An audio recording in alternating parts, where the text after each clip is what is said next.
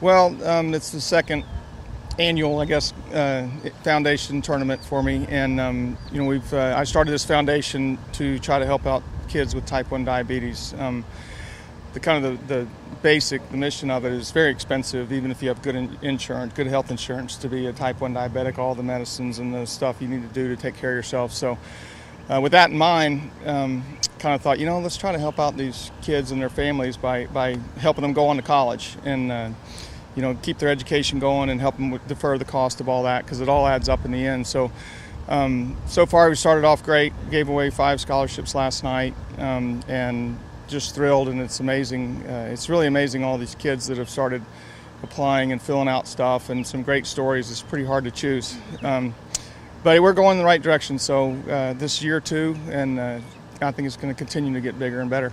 It's obviously a cause near and dear to your heart because you've battled type 1 since you were 9. Talk a little bit about that, and just, you obviously have managed it fantastically. Well, yeah, you're right. I don't know if I've managed it fantastically, but yeah, I've been type 1 diabetic since I was 9, and I don't really know any different. I just know that every day I wake up, that's the first thing I got to think about. So, but my goal is to show that, yes, I have to think about that when I wake up, but I can still do whatever I want to do. So, kind of like these, I don't consider myself any kind of role model, but a lot of parents and grandparents and stuff say, yeah, my kids watch you. So I guess I am in that way. Well, I want to help these other kids become role models, because these kids they all play sports. They're almost all 4.0 students. So we need more people like that. So if they're type 1 diabetics and they can set a good example for somebody else, then that's what I want to help them do. So that's kind of how it's going to grow and kind of reach more people. Well, talk a little bit about maybe a story or a kid that came out of this year's process that was really impressive to you. It's just a background maybe that stood out in this whole thing. Well, there's actually one local kid here that went to Oklahoma Christian School, and he is I've actually known him for a little while because his mom is a teacher, and he's been playing football, and he's going to go to Oklahoma Baptist University. They're restarting their football program, and he's a 4.0 student. Great kid, great athlete, takes care of himself, wants to keep playing sports. So that he's a great example of a guy. It's Oklahoma Baptist is a private school, and it's a little more expensive, and people struggle with the private school tuition and fees and all that, so we're going to help him keep going, and he's going to be a perfect example of what we're trying to accomplish.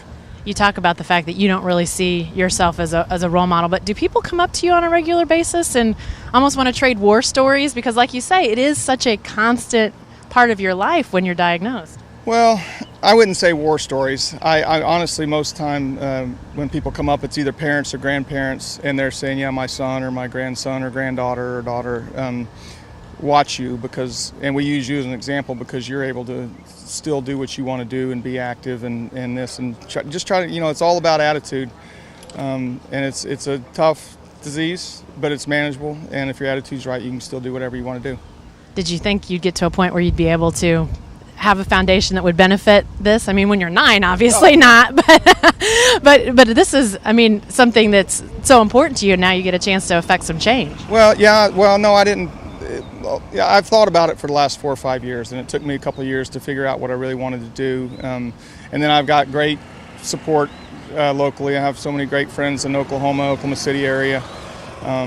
And they've helped tremendously, and then I've got guys from the tour, and then I've been friends with being associated with Oklahoma State football for so long. I've got football coach friends all over the world, and they all love to play golf. So I've got 10 of those guys and 12 tour guys, and it's a good mix. All the football coaches love to play golf, and all the golfers love college football. So everybody's happy, and then all the people have a good time because all the celebrity people are happy. So it's worked out good.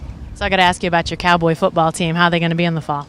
Well, I hope good. I think they got a lot of stuff coming back, and it's all going to depend on injuries. And just like with everybody, if they play well, then they should have a heck of a year.